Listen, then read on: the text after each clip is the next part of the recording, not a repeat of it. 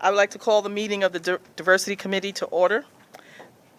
Hi, I'm Rhonda Herman, Chair of the Diversity Committee. I would like to welcome Commissioner Lynn. And Michael, are there any public speakers today? I understand that there's one. Good afternoon. Unfortunately, we don't have any public speakers. No. Okay, great. Okay, so no. Okay, thank you. Okay, we'll now approve the minutes from the December 13th, 2021 Diversity Committee meeting. May I have a motion to approve? Well, you can't, I don't know. We'll go do it anyway. Bob motions, I second, so that they're approved. I guess if it's not, somebody will tell us, but are there any updates on the 2020 work plan? There are no updates. Okay. Can you take us through the executive summary, Michael? Yes, I can. So let me just state that the MTA's MWDB program is strong. We will give you our metrics, and we will give you some examples of successes. The first speaker that we have, who is going to talk about the DBE outreach initiatives, is going to be George Lanos. And George Lanos, this is his last meeting. He is resigning, and he's going to other opportunities within the city of New York. And I just want to thank you for your service, being part of this team and creating the most effective MWDB program in the nation. So thank you for your hard work, dedication, and focus. Thank you, Mike. Thank you very much. Good morning, Madam Chair. It's good afternoon, I should say, and good afternoon, Mike. On behalf of the Business Diversity Initiatives Unit, during the period of January 2021 through December 2021, DDCR outreach efforts attracted over 1,469 firms, and as a result of those efforts, 86 certified firms received a total of $290,218,133 in awards, and 162 certified firms received $249,710,534 in payments. So it's been very busy. And the current chart that you see, once again, the MTA is ranked number 1 out of 97 state agencies and authorities. And this number is 916 million at 31%. So we exceeded the governor's 30% goal as of last year. The state of New York achieved 30.45%. So if we would have not exceeded the governor's 30% goal, the state would not have achieved their MWB goal for the first time in history. And so, as a matter of fact, that 916 million is 30% of all dollars that were paid by the 97 state agencies and authorities. So we are 1/3 of all dollars paid by the state of New York to New York State certified MWB firms. Next, we're going to hear from Lorraine, who's going to give us a update, a review of our DBE certification results. Yes. Good afternoon, Madam Chair. Good afternoon, Mike. From January 1, 2021 to December 31, 2021, there were 87 new applications received and 57 firms were certified. Thank you.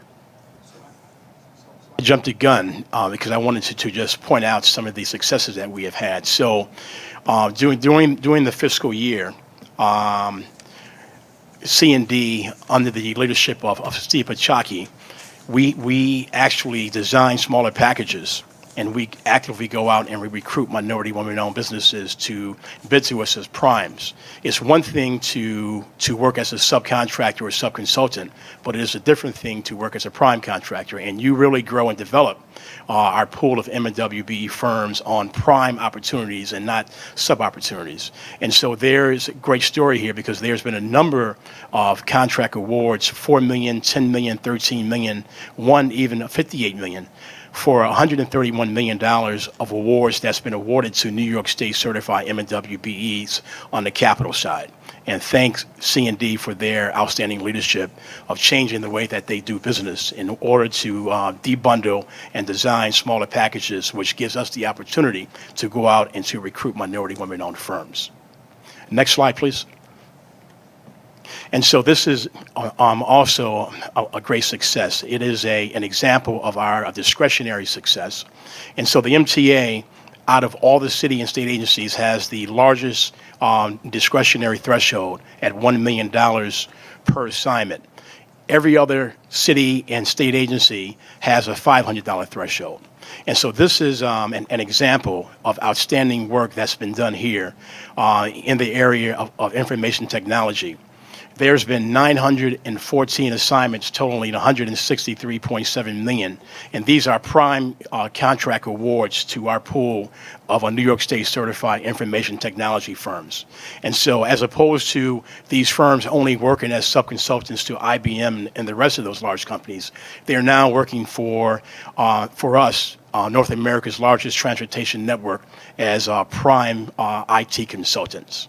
And so we currently have a bill in Albany right now, which is going to allow us to increase our discretionary threshold from 1 million to 1.5 million, which would give us the ability to award larger prime contracts to our pool of MWDB firms. Next slide, please.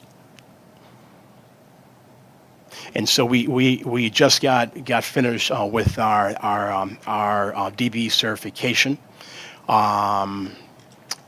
presentation, and now we're going to turn it over to Dr. Rosalind Green, and I will do that afterwards.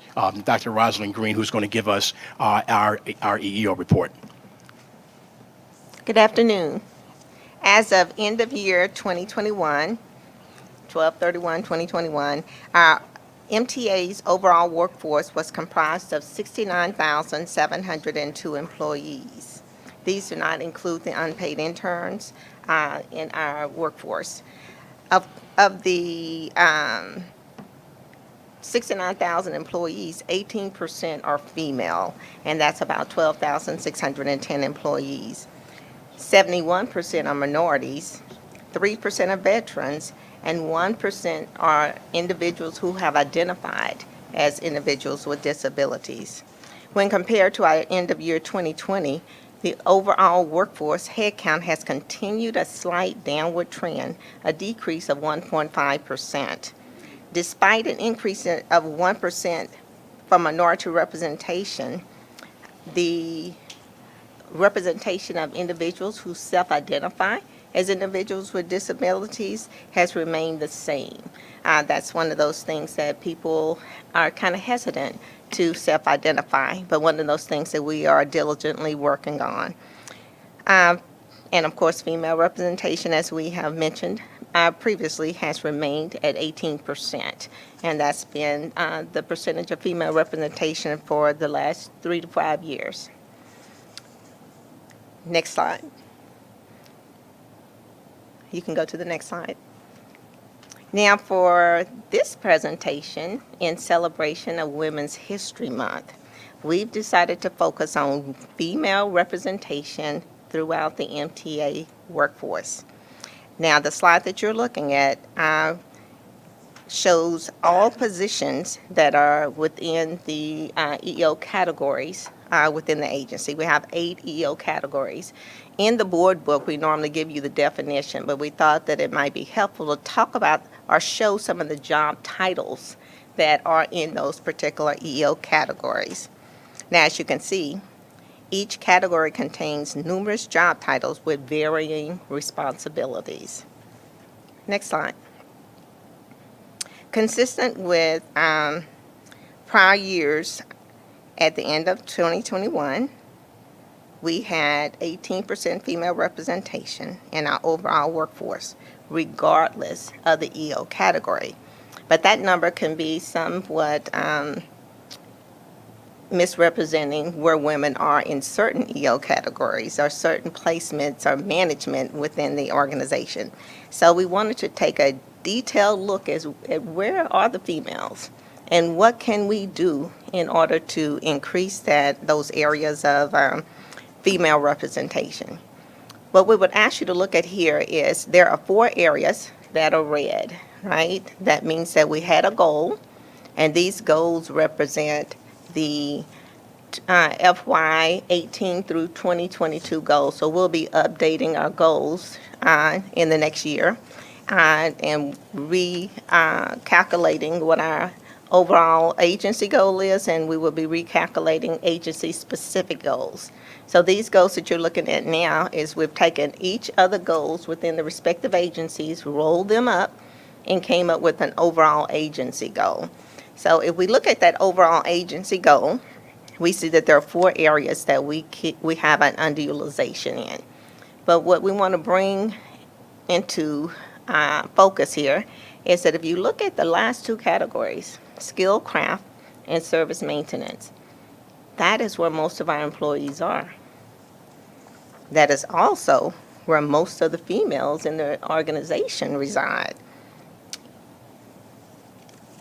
You see 26,000 for skill craft and 26,000 for service maintenance. Now, in skill craft is our biggest area of opportunity.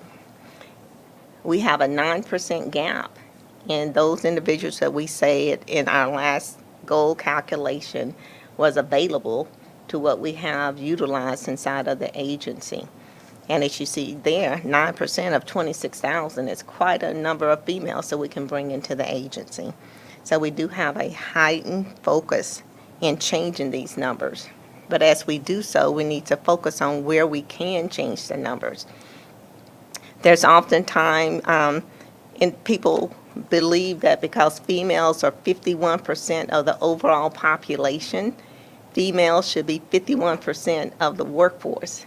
But when we look at the jobs and the opportunities at the MTA, we look for those people who have the skill set to come in and participate in our opportunities. And that is not 51%, but we will be able to show where we can make strides and where we can manage expectations.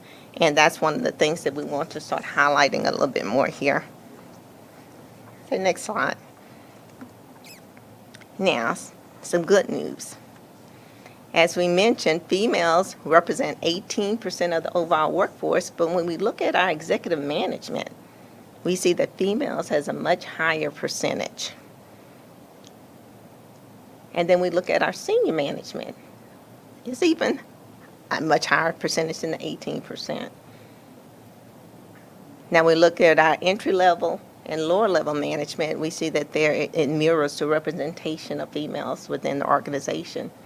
And that is good news for our MTA. That means that when we do have females that are here and participating in our opportunities, we do provide opportunities for upward mobility. So next slide. Now in 2019, I know you remember this, Madam Chair, we had the groundbreaking women of the MTA. So we thought, okay, we've gone through a rough 3 years. And we see in the region and as we look at the newspapers that females are leaving the organizations. So we wanted to see where are our groundbreaking women? Are they still here in the organization? And we were so proud to say they are. And they are continuing to ascend. If you look at the slide in front of you, you see how many years of experience. It's spanning from 9 years to 35 years of experience with the groundbreaking women that we introduced to you in 2019. And we'd like to show a clip where we went back and we asked those women, how are you doing? Give us some insight. And we thought this would be a great way to celebrate Women's History Month, is to reach back and find out what's going on with our groundbreaking women. Next slide.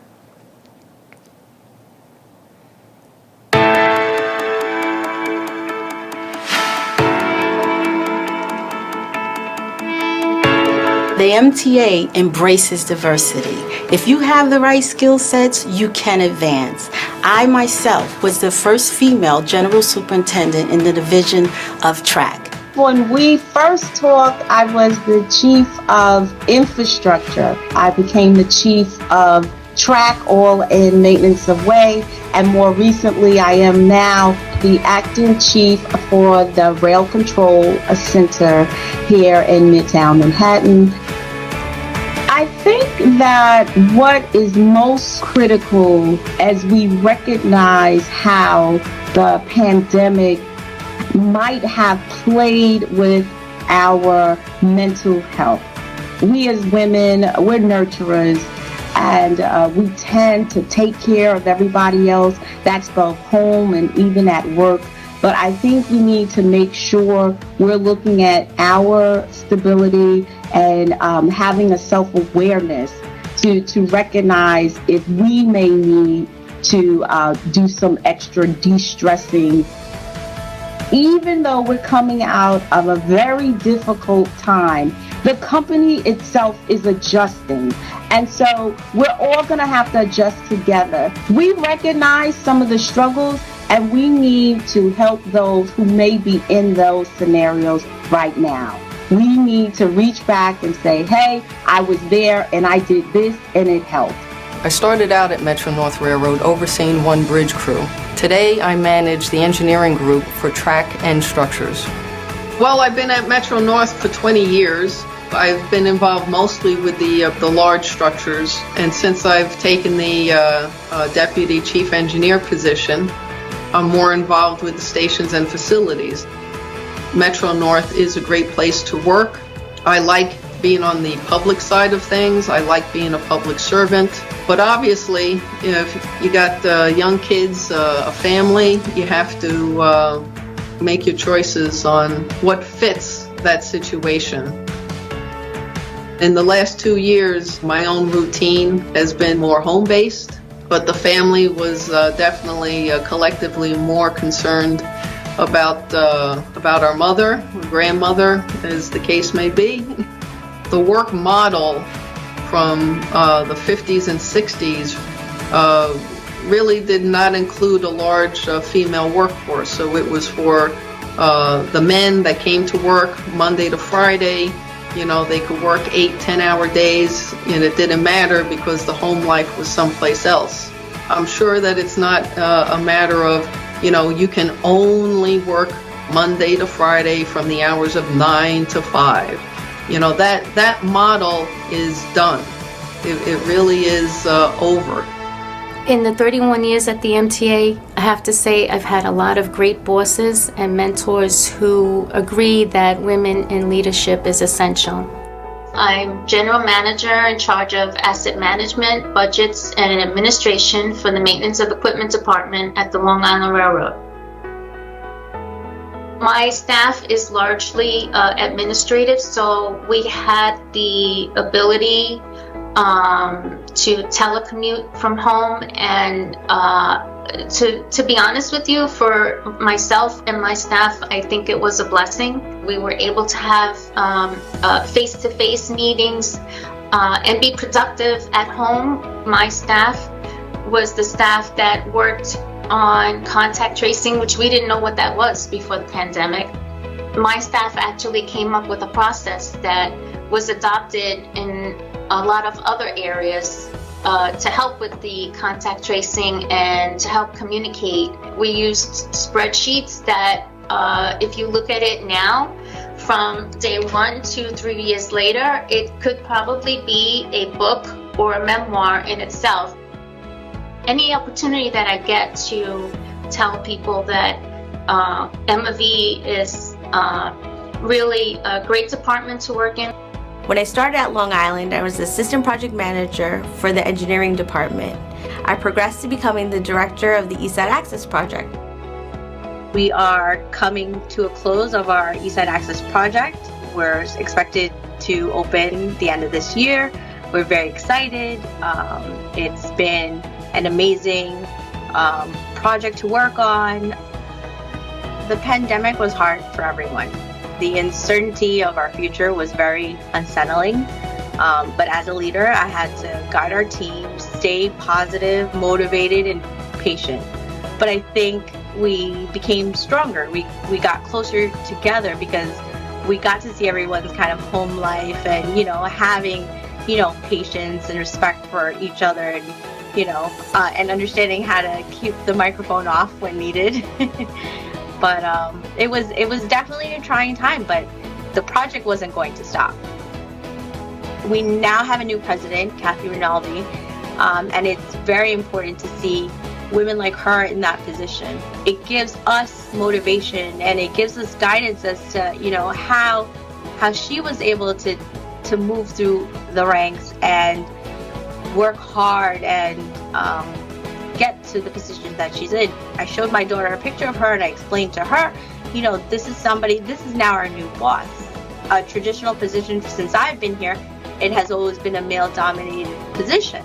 Now, you know, look how amazing this is. Throughout my career, I've had the opportunity to collaborate with and learn from many dedicated and knowledgeable colleagues across departments and at all the agencies. I feel very fortunate to have so many great colleagues to work with and many women role models like Ronnie Hakem, who've blazed a path for women in transportation. Since we last met on this video, I've been working with all the agencies. I've taken on new responsibilities of within the consolidated construction and development for the capital planning for the MTA. And this involves looking at our assets and our infrastructure and determining, you know, what do we need to invest in and why. This also extends to long range and regional planning as we look at our expansion projects as well. The station platform screen program has advanced, you know, considerably during the pandemic, and the TOD group has done amazing work with the zoning for accessibility.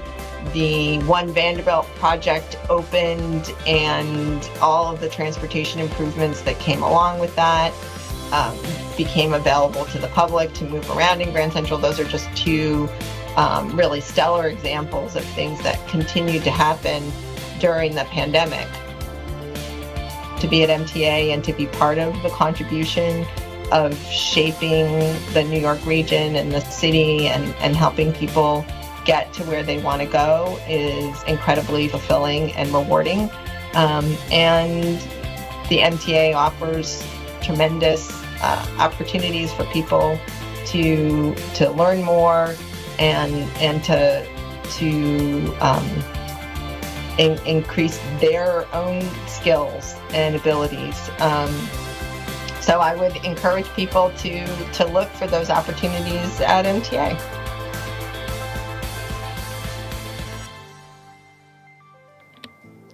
Thank you. Now, I know that took a little time, but it was only 5 of the women that we reached back out to. So if we had done all of them, it would have been even longer. But what is exciting about that is how excited the women are, the MTA women are about being here and their advancement and their contributions, not just to MTA, but to New York. And we just really, that was just heart-filling for us. So next slide. So as we go forward, we still have work to do. And so we still have some challenges, and we're working across the MTA to attend to those challenges. As we mentioned before, many of the positions here at the MTA are civil service exam positions. And with that being the case, there's a different outreach and recruitment. Would that be fair to say? For civil service positions. And so that's one of the challenges. We've got to think outside the box as to how can we better impact and improve the numbers there within the civil service. We partnered with people for all of these challenges because these are people challenges as well. So a lot of this, anything about people, we have to partner with people. And that's the HR department to help us to come up with strategies and implement those strategies. One of the other challenges that we have noted here is the market competitiveness. So, you know, as things change, we have to make sure that we look at our policies and our procedures and our practices and our opportunities to make sure that we are able to attract the talent that we're wanting to attract to help us to move forward on our strategic initiatives. The next challenge that we noted is there's a perceived stereotype about who can hold certain type positions. And if we think back to this previous slide, many of the positions, most of the positions, 52,000 of our positions is in service maintenance and skills craft. And those are positions that are typically perceived as male-dominated positions. So we will have to do some definite outreach, and we have some things that's going on. Is there something you can add on that one? For skill craft positions, we're trying to reach back out and kind of plant the seed of transportation into the minds of individuals, little girls, teenagers, and those that are just entering college at an earlier age, at an earlier point in their career, so that they can start thinking about transportation as a career choice, and maybe see something that they didn't see before in those positions. Another thing is employee retention is a big thing for us. We want to make sure that we retain the talent. We were very happy to see that we have retained those groundbreaking women. That was just so exciting to see that they were still here, other than the 3 that had retired, and that was with 30 some odd years of service. It's, they've done it, so they retired, but the other ones were still here and ascending. So I can open it right now for any questions that you may have. Can I ask a question? Yes. Hi, how are you? Thank you for that report. Hi. I thought it was quite eye-opening and also quite gratifying to see the kind of progress that's being made. So I applaud your efforts to have a young, to get a pipeline of women and others and men to basically take the exam. I don't know that, so I applaud that. My question is, I wanted to look at the chart you had where I wanted to go to the professional and administrative ranks. Can you bring up that chart again, that slide? Sure, she's pulling it back. I believe it's slide 11. Yeah.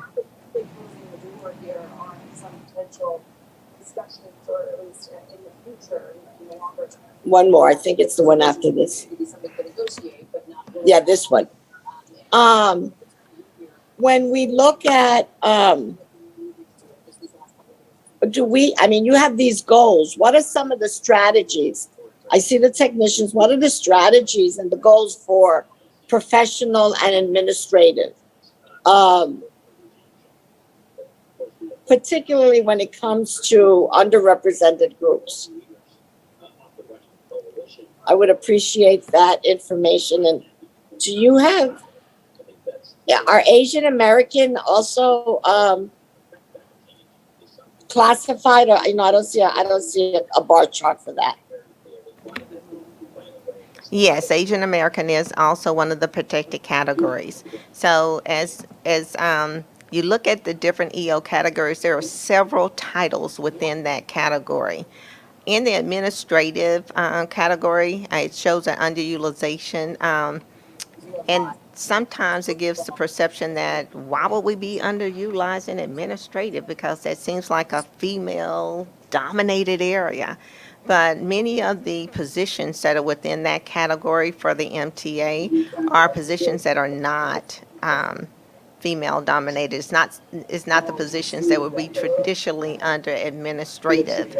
If you go back one slide, I don't know if we have them all there. We have a sampling there, but if you look under the administrative titles there, I think you have I can't see that. Can you show it? Yeah, I see those 2 titles. That was exactly what begged the question. So that I was just trying to figure out what are the strategies to the same kind of effective strategies you have for the skill craft and service maintenance. I'm curious to see what are the strategies for official administrative and professional. Right, so some of the administrative support would be, may not be. I'm not civil- talking about administrative, I'm talking about the vice presidents, the general counsels. Oh, I'm right? sorry, you're talking about officials and administrators. Yes. I'm not talking about the traditional categories where you see women in. I was looking at more as the official and administrators, not administrative support. Yes. And the professional category. Yes, so when we're looking for the executive staffs, because in officials and administratives, that's where we have a lot of our top, mid-level, and lower-level management in that particular category.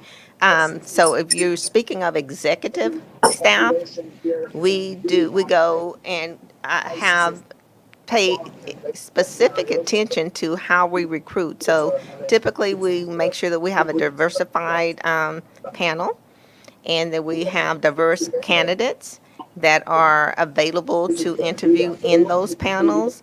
Many times, the chief diversity officer is asked to look at and review and participate in that entire recruitment process.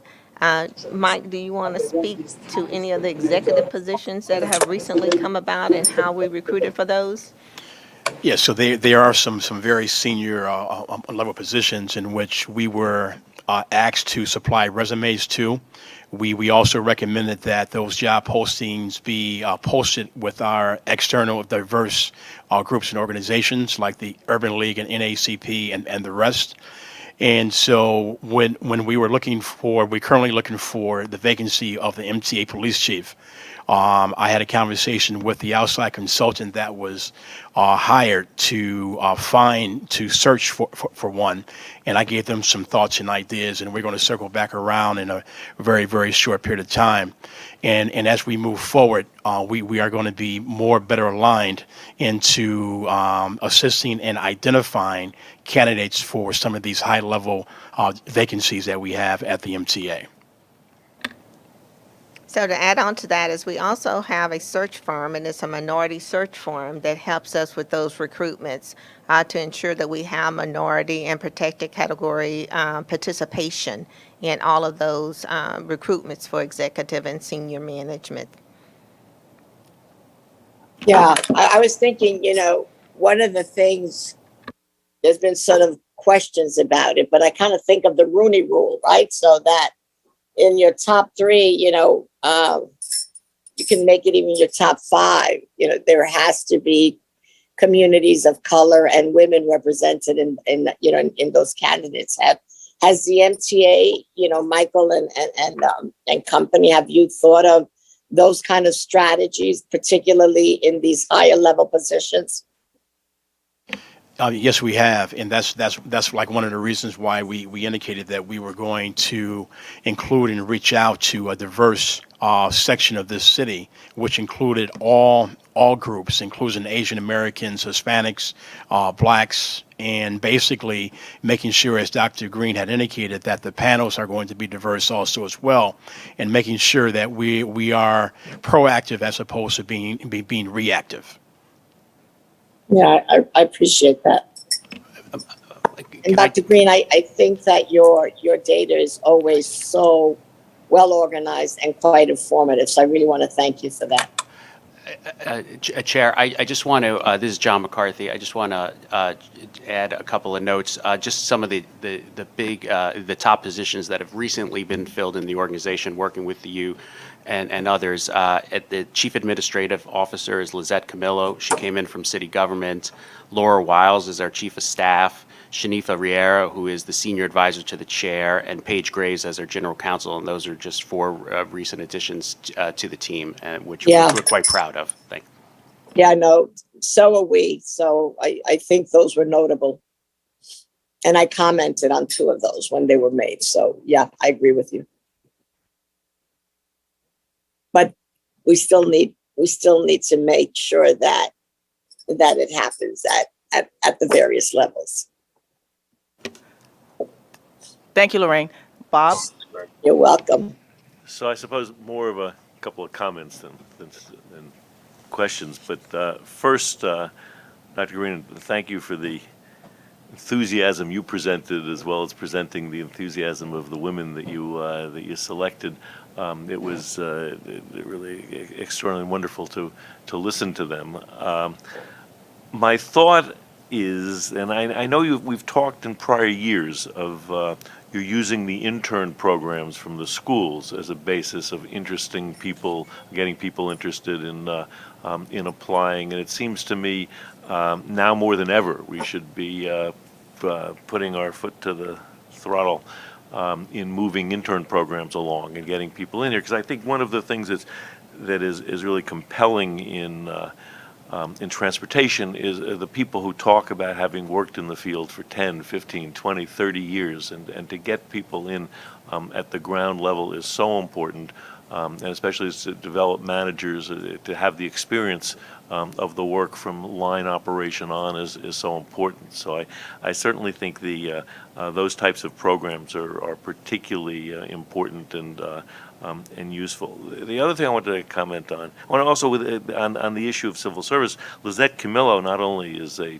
senior person, but comes from Department of General Services in the city, which administered the civil service process. So she is particularly useful, I think, in terms of drawing on of how to use the approach with civil service in the most effective way as possible. But the other point I want to make was, for those who have known me over the years, I am an incredibly interested in data and the use of data, and the use of data to help drive decision making and strategy. And I think that one of the things that you guys really epitomize is the use of data effectively, and using data to drive what you're doing. And I think there should be more of that at the MTA, and I think that there are lessons to learn from the way you do this. And I've often exclaimed at some of the board meetings that we get all of this data, but we don't get what people are doing from how they're using the data and how it's driving decision making. So I really think that you have a model here in what you're doing that's really important. And that I advocate in some of the board discussions when you present to the board, let everybody know of how you specifically drill down at data. You go, you dig deep, you get into the nitty gritty. I always like to say I can't stand people who say they operate at 30,000 feet and make decisions. I believe that I operate at 6 feet, and 36 inches, and that's the way to figure out how problems, what are the drivers of the problems and what are the issues. And I think you guys do exactly that, and you ought to teach everybody. And I really appreciate the work you do. And thank you. And you will not get a bigger champion and supporter of paid college internship programs than me. And so we've had a recent conversation about that, so stay tuned.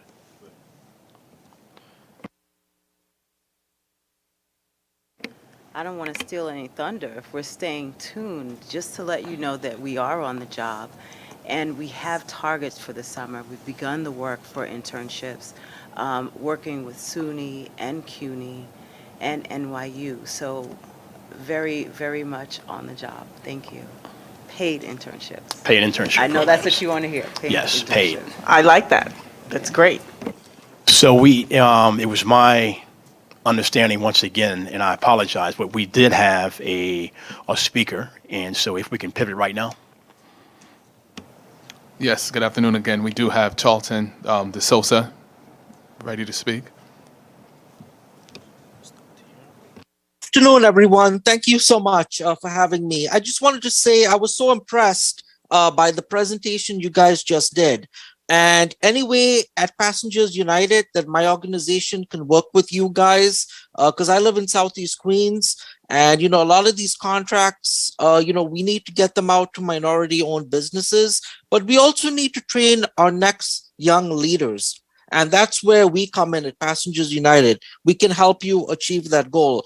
Now, the reason why I wanted to speak at today's meeting is because some of my members have experienced discrimination and by a certain MT employee who I'm not going to name at this meeting, but I would like to speak to Mr. Gardner directly or his staff to figure out how we can, change this. So there's a lot of misconceptions, and me being an organizer, I've been an organizer for 15 years working with the MTA, and I will tell you, I've experienced a lot of discrimination along the way.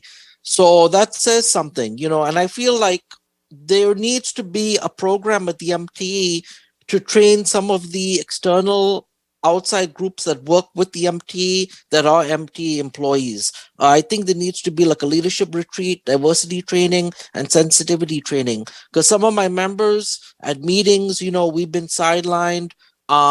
We've been told, certain things, and I feel like there needs to be sensitivity on that. So my members have written a letter. Some of my members stopped attending the meetings because they felt intimidated, and they basically were embarrassed and humiliated, as well as I. It was very degrading for me. So I hope Mr. Gardner and the team, we can work together, and we can I can send you correspondence and a letter, and we can work that out. But I just wanted to say how proud I am of the diversity team making a difference. Thank you. And great, thank you. And if you send me an email, we will definitely respond to your email in a very, very timely manner. Thank you. Have your email, so you can get my email through the staff, or I can get it to you somehow. Yeah, my email address is mgarner, MGARNER, at mtahq.org.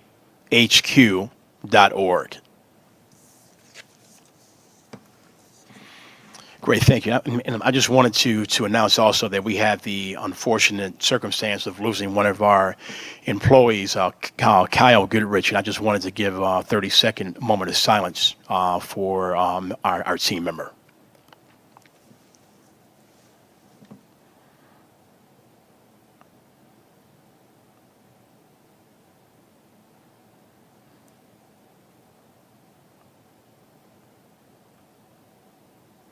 Great, thank you.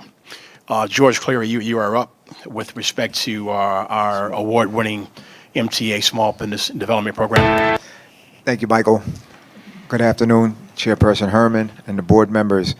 My full report is in the book on page 56. The beginning of this year, last year, 2021, we awarded 64 contracts totaling $69 million. And since the inception of our award-winning program, we have awarded 520 contracts totaling $556 million. This has resulted in an estimated 13 million jobs that have been created. We have pre-qualified 18 service-disabled veterans, and we have awarded 4 contracts to those veteran firms totaling $2.5 million. Our loan program, one of the pillars of our program, since the inception, we have issued 35 loans have been approved, totaling $118 million. Our surety bond assistance program assists our Tier 2 and federal program, which yield $440 million in surety bonds to our contractors. And our award-winning training program, over 995 firms have participated in the construction training program since the inception. Next slide. We're trending upwards, and we're exceeding our goals throughout. Michael, I know we have Right. And so that's 135 loans, That's not correct. 35, for 18.7 million. I'm sorry. And if this program created 13 million jobs, I'm going to replicate this program across the nation. It's 13,000 jobs. 13,000. Right? Yeah, 13,000. Excuse me jobs. today. My bad, Mike. That's okay. I'm sorry. So we wanted to we are going out with a new advertising campaign to recruit a more diverse pool of contractor, and we are highlighting Zion Contracting. Zion is a contractor who came to us about 9 years ago with annual sales of about $245,000. This company now is averaging about $10 million a year in revenues, and they are winning $15 million contracts and $20 million contracts. And there's a clip of our new advertising campaign for Zion. I was raised like many kids in Dominican Republic, wanting to be a baseball player. But my family was very strict on studying. They always encouraged me to follow my dreams. And one of my dreams was to come here to the United States and be successful here. After a few years in the private sector, I joined the Small Business Mentoring Program. And that's how the growing of my company really started. It just exploded.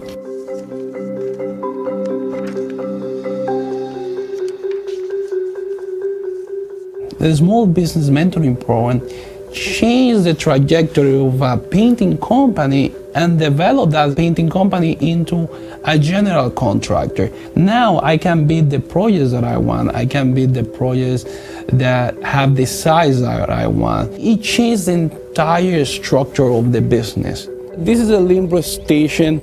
This project came out of the need of the community to have a renovated station, and I just happen to be part of that community. My office is 1 block away, and I am very proud of being part of the team that developed and delivered this project to the community.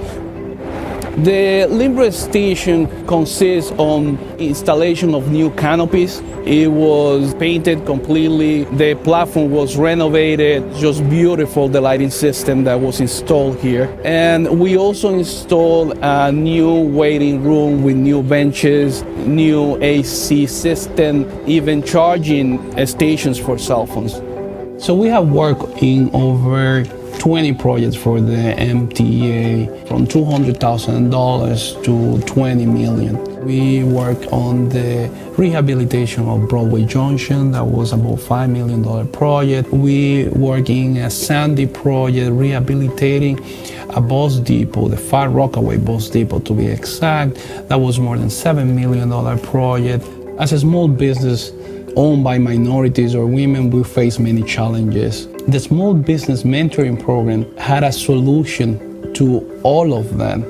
Lacking of funding, the mentoring program partnered up with a bank that were funding us. The projects are too big for us to undertake. The mentoring program broke down those projects into smaller projects so we can bid on them. That's what the MTA Small Business Mentoring Program have done for me, and it can do for you too. It is a program that has been tailor-made for us. It's just a decision. It's up to you to come and join the Small Business Development Program.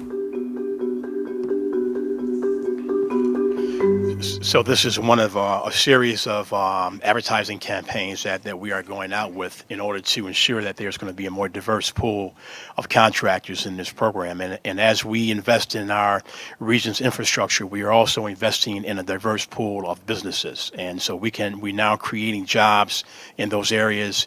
We are creating a path of home ownership and better educational and healthcare options and opportunities. And so you give special kudos to George and the staff and the whole entire SBMP team as we move forward. And this program, once again, has been so successful that former Governor Andrew Cuomo extended this program as a New York State law for the next 10 years. This program is going to expire in 2029. Ray Burke, you are up with respect to our contract compliance on MWDBE and SDVOB. All right. Thank you, Mike.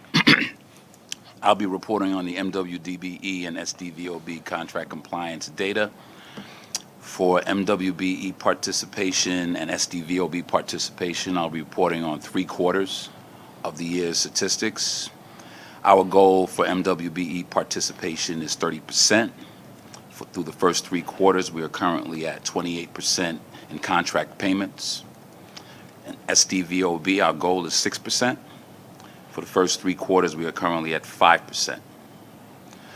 For DBE goal, our DBE goal is 20%, and for the full fiscal year of DBE participation for 2021, we are at 25%. So we are exceeding the 20% goal. Next screen. Internally within the contract compliance unit, we are currently monitoring over 1,000 contracts for MWBE and DBE and SDVOB goal compliance. In 2021, we conducted 22 site visits, averaging about 60 per month. In 2021, we closed 139 contracts, averaging 12 per month. And why are site visits important? Oh, site visits are important so we weed out fraud and maintain the integrity of the program to make sure that subcontractors are actually doing what they're supposed to do. And closeouts are important because?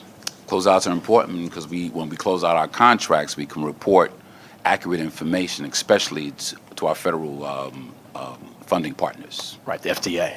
Correct.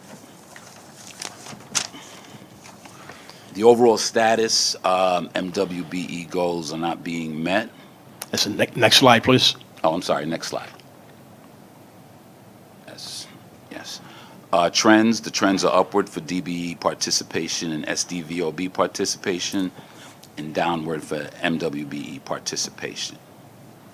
The strategies for improvement, DDCR will work with Business Initiative to build relationships with women-owned, veteran-owned, and minority-owned associations and groups. We're also working with all the agencies to design smaller contracts to create more MWBE participation, SDVOB participation, most of it focusing on prime opportunities wherever possible. And I believe since we last met, we've hired a few staff to help us monitor our contracts accurately. Next slide. Capital projects. Federal goal is 20%. For DBE awards, we're at 23%, exceeding the goal. State-funded contracts, MBE participation, we're at 14%, which is below the 15% goal. WB participation, we're at 12%, which is below the 15% goal.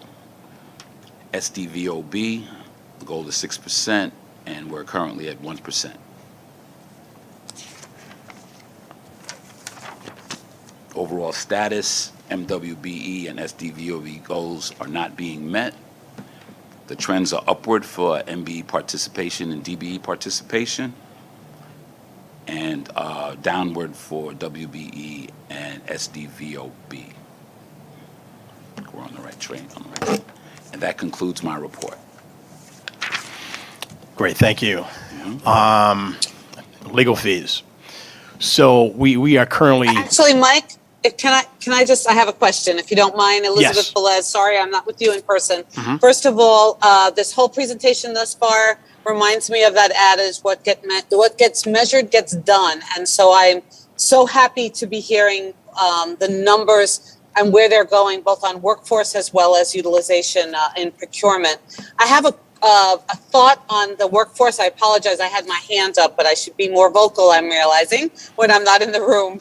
I'm not sure if we also look at, I'm a big proponent, Bob, thank you so much for talking about internships, but also with high school internships. I'm not sure if the MTA does that, if there's any liability concerns with regard to that, but capturing our youngest and brightest coming out of high school and leading them to a career, including college, that might end with the MTA is such a terrific pathway. And then pivoting from workforce to procurement, is there any thoughts with regard to the federal government's Justice 40 initiative and the infrastructure dollars that are coming in and how that might affect our procurements going forward? Yes, we are having internal conversations right now. As you know, President Biden has a pilot program for local hiring. And I'm having conversations at C&D right now as what it would take to implement those pilot programs on our capital projects. And we are once again having those conversations as we currently speak. We will emerge in a very, very short period of time. We too understand that our capital projects should afford opportunities for employment also as well. That's one. Secondly, we definitely agree with you with utilizing paid college internship programs and high school programs, in which Yvelle may want to speak to in a second. But college paid internship programs is a great tool for us to recruit, grow, and develop a future diverse workforce. And I say paid internship program because no student in this region that we live in right now can afford to work in an unpaid college internship program. And if they can, it's only going to be for a certain class of students, the wealthy class of students. And so paid is if you will hear me say that over and over again, Yvelle high school internship programs. Sorry, thank you. So, certainly. So currently, we do have about 38 internships happening right now. So we do have an internship program going on right now. Last summer, we took advantage of funding through SYEP. We had 55 interns throughout our offices here at 2 Broadway in the system. Our intention is to reach 100 this summer.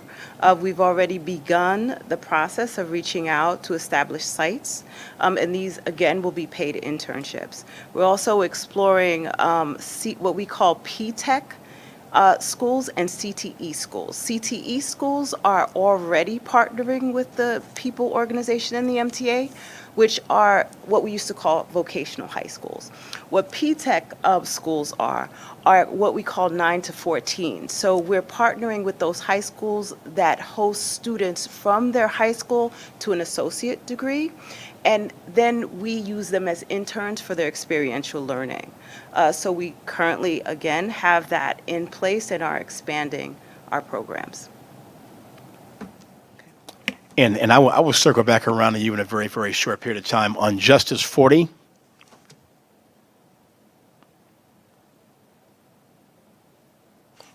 Okay. So legal services, we are currently after 3 quarters, we are at 16% MWBE inclusion. And I'm working with the legal staff and Paige Graves to bring focus to this. So as we move forward, these numbers are going to increase. We're not going to be satisfied until this area of legal services hits or exceeds the governor's 30%, and we're working in tandem to make sure that as we go forward, we are going to achieve that. Just a few years ago, this number at 16% was at 4%.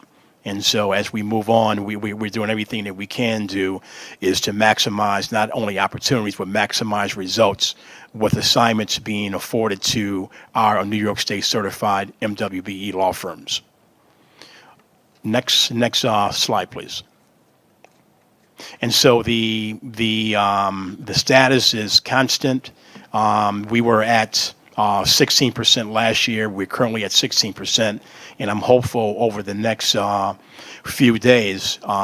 These numbers are as of 12/31, so I'm hopeful that the last quarter that we will see some improvements with dollars being paid or assignments being made to a New York State certified MWBE firms. And the strategies for improvement is what I indicated before, working in tandem with our MTA GC to make sure that we are focusing on this. Next slide, please.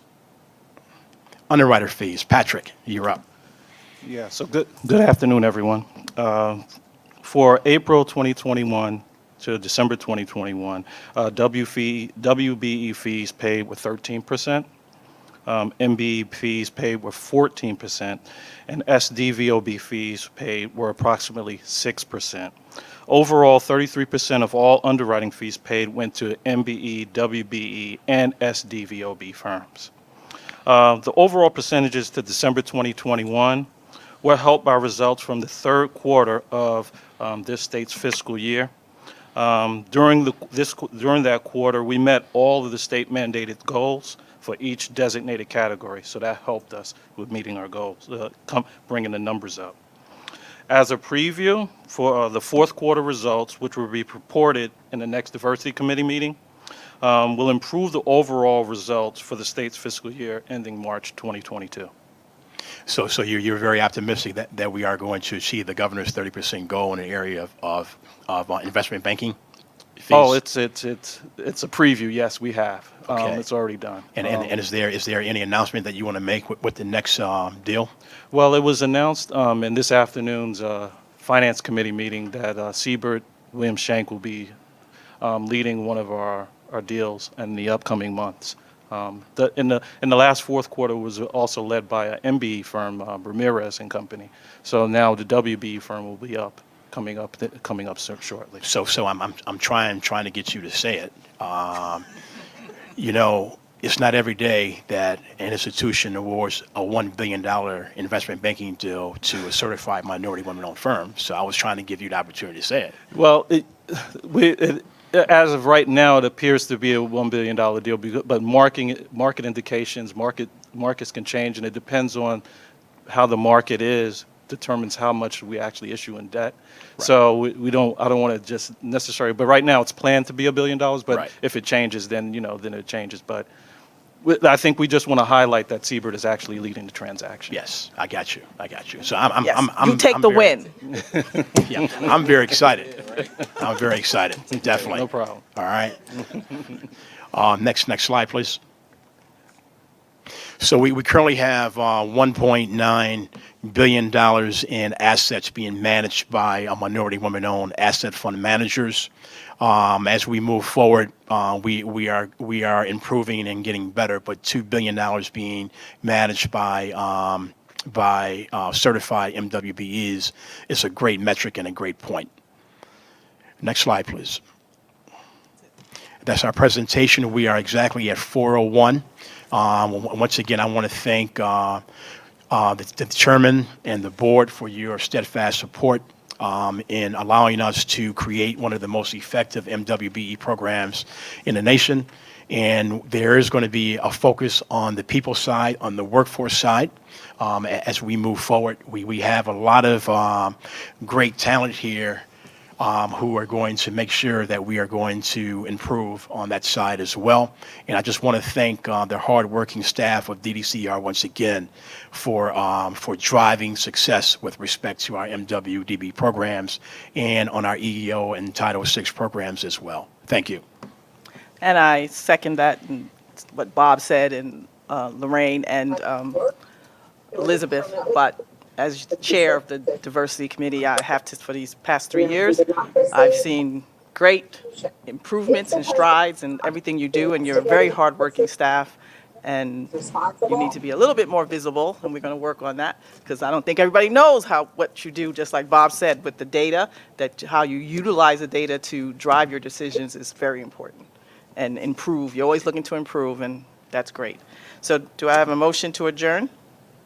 Bob, second? Second? Seconded. Thank you. We're adjourned. Thank you. Thank you. Great report.